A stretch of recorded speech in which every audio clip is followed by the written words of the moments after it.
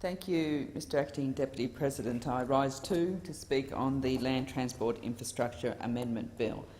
And I say to Senator Back through you, Mr Acting Deputy President, that not only are the Labor Party amendments needed, but they're critical to ensuring that we get the best spend for infrastructure in Australia through those amendments, because simply this government cannot be trusted to spend the money where it's actually needed. So, I will talk about that further through my contributions. But for those following this debate, it might seem hard to understand what we are exactly debating. In the other place, the minister claimed that this bill was about delivering the government's ambitious land transport infrastructure agenda. This statement just highlights this government's complete lack of vision when it comes to investing in crucial nation-building infrastructure. This bill seeks to change the name of the Nation-Building Program, Nation Land Transport Act 2009, to the Land Transport Act 2014, and it also eliminates some out-of-date provisions in the existing legislation. I wouldn't say that this constitutes delivering, or can it be considered ambitious. The other thing that this bill seeks to do is to extend funding for the Roads to Recovery program. This formalises the Labor government's decision in 2013 budget to continue the existing Roads to Recovery program beyond 30 June of this year. A $350 million program which expired on June 30 because of this government's incompetence and inability to manage their own legislative agenda. Labor will be seeking to make two amendments to this bill. The first will require consultation with Infrastructure Australia before projects are approved and provides greater transparency around the decision-making. There's been much debate in this place on the need for transparency in relation to infrastructure spending. Many stakeholders in the infrastructure debate have called for greater transparency and accountability around decisions on how the Commonwealth Government spends its infrastructure funds. In response to the view of stakeholders, Labor's first amendment requires the minister to seek the views of the government's infrastructure expert advisor, Infrastructure Australia, before approving funds for a project. Labor's amendment will also require a full evaluation by Infrastructure Australia of any project above $100 million in value. Finally, the amendments would require that in approving funds for a project, the minister must make public Infrastructure Australia's findings on the priority of the project and its evaluation of cost-benefit. Now, those opposite should be supportive of these amendments, given that only 4 days before the federal election, Mr Abbott said no infrastructure projects worth more than $100 million would be funded without a published cost-benefit analysis. Now, we already know that commitment has been broken, along with a lot of other commitments and promises that have been broken by this government. Now, the second amendment would formalise the Heavy Vehicle Safety and Productivity Program as a program under the Act. The Heavy Vehicle Safety and Productivity Program is an initiative taken under the former Labor government. The program targets infrastructure around heavy vehicle driver fatigue and funded rest stops along highways to provide more options for drivers to take a break. In its current form, this bill, like all of the government's infrastructure policy, is just spin. The change of the name, with the removal of the term nation building from the statute books, seems like little more than an attempt to remove any hint of the former Labor governments from the infrastructure debate. Remove any hint of the work of the former Labor government did on infrastructure and any hint of the investment that the former Labor government made into nation-building infrastructure for Australia. I can understand why those opposite might seek to do that. For a government with no real vision for infrastructure investment, the Labor Party's record on investment would be intimidating. I've had a number of representations from local councils concerned about the future funding for the roads to recovery. This concern is a result of scaremongering by those opposite. Labor does and always has supported Roads to Recovery program. The simple truth of the situation, as set out in the 2013-14 Commonwealth Budget Papers, is that the Labor government extended Roads to Recovery funding across the forward estimates. Labor allocated $1.75 billion in the 2013-14 budget for the next 5 years of the program. It is already budgeted for the next 5 years. However, the first quarterly payment for this financial year, which is due to be paid to councils next month, is in limbo because the government would not agree to the sensible amendments proposed by Labor that would have increased transparency in major infrastructure investments. That is why the member for Grangler, Anthony Albanese, yesterday sought to introduce a private members' bill in the other place which would amend existing legislation to extend Roads to Recovery. Yesterday, Mr Albanese sought to bring on debate on his private members' bill and give councils the certainty they want by extending this program. However, the Abbott Government opposed even debating the legislation. They shut down a move by Mr Albanese on his private members' bill. They didn't even want to debate it. They wouldn't even allow debate on his bill. So not only has the incompetency of those opposite prevented Roads to Recovery program being extended before it expired on the 30th of June 2014, now their sheer stubbornness has seen them reject Labor's attempt to sort this issue out. Labor understands how critical investment in infrastructure such as roads and rail is for the economic development of this country. Labor understands how critical it is to make the right investment in the right infrastructure projects.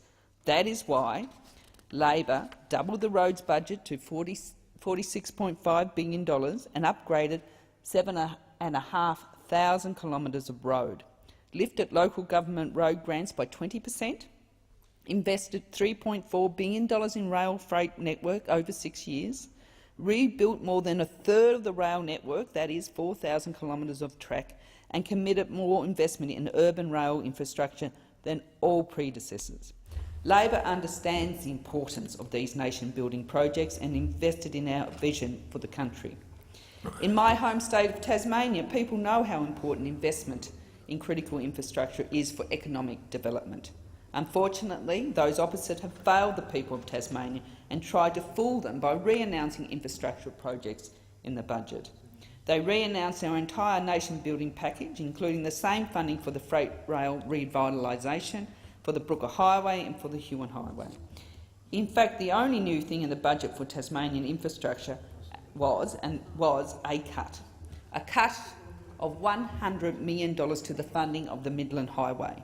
Labor had committed $500 million over 10 years for this critical project, and now there is only $400 million. This is something that Minister Truss is apparently proud of, as he highlighted this project in his second reading speech on the bill we are debating here today. As is, I might say, appears to Senator Betts seems to be very proud of the fact that there was a cut of $100 million from the Midlands Highway. And that is, that's exactly right, Senator Billig. It is disgraceful.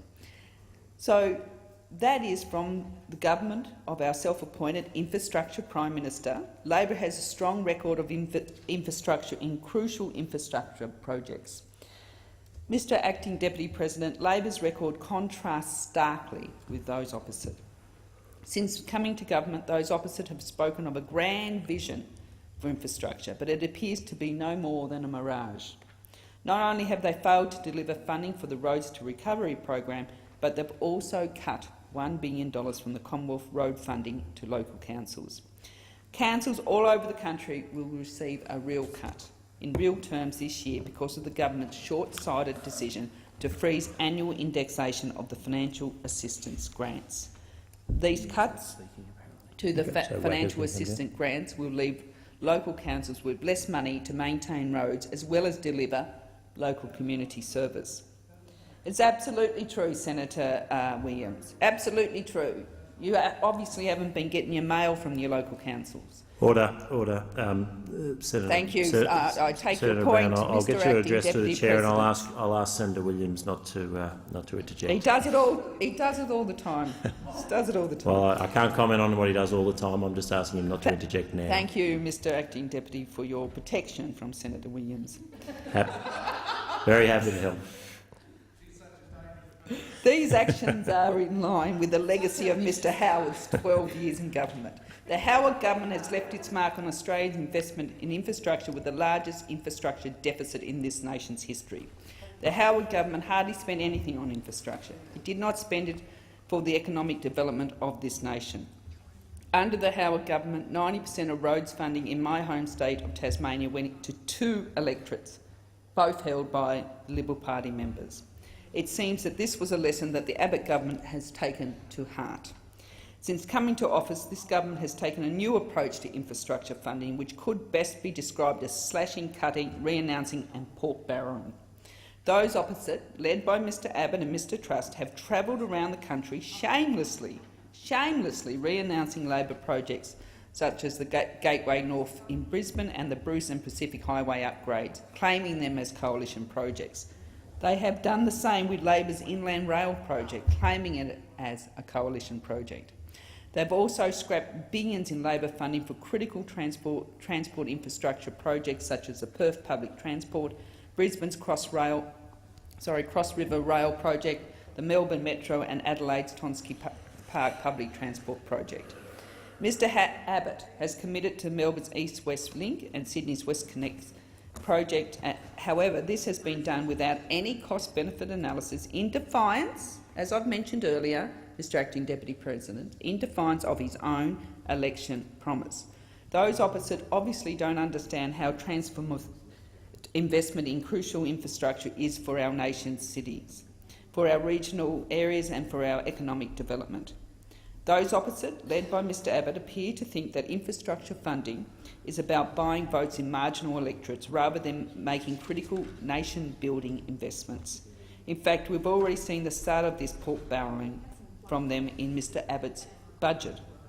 An analysis of the budget's infrastructure spending by Fairfax Media found that coalition electorates are favoured for new money by a ratio of 3 to 1. In comparison, the analysis found that the majority of projects which lost federal funding after the 2013 election were in non-Liberal electorates. It is clear that the government are already ignoring the professional and independent advice of Infrastructure Australia, and it would only get worse if this bill passes in its current form. In a Sydney Morning Herald article on the 12th of June, Monash University Professor of Transport, Professor Graham Curry, said, and I quote, "Whether they, the government, want to be a professional government or they want to be a or they want to pork barrel, and whether we forge the idea of trying to be professional about how we manage resources or just do it on a political basis." He then goes on to say, "I don't think that's how a country should run." Mr President, this bill makes the answer to Professor Curry's question clear. Stopping this type of politically motivated behaviour was one of the purposes of establishing the independent advisory body Infrastructure Australia, which Labor has fought to protect. And that is why, Mr Acting Deputy President, to answer the questions posed or the statements made by some of the senators opposite about Infrastructure Australia and why we have put forward this amendment, it is quite clear that this amendment is needed so that Infrastructure Australia's expert advice is sought the way it should be. It is an independent body. It makes transparent decisions, and we need to have it there. And this is why we have made this amendment in this bill. Critical nation-building projects, Mr Acting Deputy President, are currently under construction right across Australia because of the investment in infrastructure made by the former Labor government. Across states and territories, and particularly in my home state of Tasmania, vital infrastructure projects initiated by the former Labor government are providing jobs and boosting the economy. This bill does little more than eliminate the term nation building from the statute books as part of Mr Abbott's agenda of rebadging Labor government programs. It is clear that those opposite have no real vision for transport infrastructure in Australia, and I ask the Senate to support the amendments that will be put forward by our Shadow Minister today.